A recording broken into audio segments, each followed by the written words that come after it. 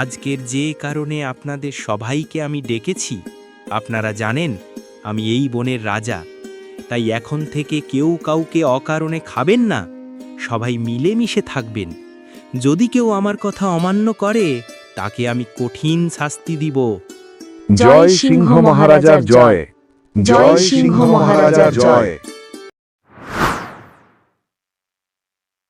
একদিন মুরগি জঙ্গলে ঘুরছিল। হঠাৎ শেয়াল মুরগিকে দূর থেকে দেখে ফেলে এবং মনে মনে খুশি হয়। এ বাবা, এ দেখি এক কচি মুরগি, খেতে যা স্বাদ লাগবে না ভেবেই জিভে জল এসে যায়। ওদিকে সালার বেটা সিংহ কাউকে নাকি হত্যা করলে সে শাস্তি দিবে। বললেই হলো, যে করেই হোক মুরগিকে খেতে হবে। এই বলে শেয়াল প্রস্তুত হয়ে সঙ্গে সঙ্গে দৌড় দিল এবং মুরগির সামনে গিয়ে দাঁড়ালো। হি হি হি, কে রে তুই টুকটুকি? 1 মাস ধরে তোর মতো টুকটুকির দেখাই মেলে না। যাক, অনেক দিন পর আজ আমার ভোজ হবে। আমাকে খেও না শিয়াল ভাই, আমার ছোট ছোট 2টা বাচ্চা আছে। আমাকে খেয়ে ফেললে ওরা খাবার না খেতে পেরে মারা যাবে শিয়াল ভাই। তাছাড়া তুমি রাজার আদেশ ভুলে গেলে। তোর সন্তান মারা যাবে তাতে কার কি ছেড়া যাবে? আর তোর রাজা গোনার টাইম আছে? আমি হলাম জঙ্গলের রাজা, বুঝলি? এভাবেই তাদের মধ্যে তর্ক বিতর্ক বাড়তে থাকে।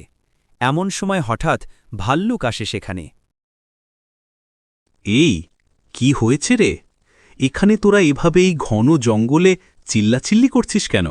দেখো না ভাল্লুক দাদা, শিয়াল ভাই রাজার কথা অমান্য করে আমাকে হত্যা করতে চায়।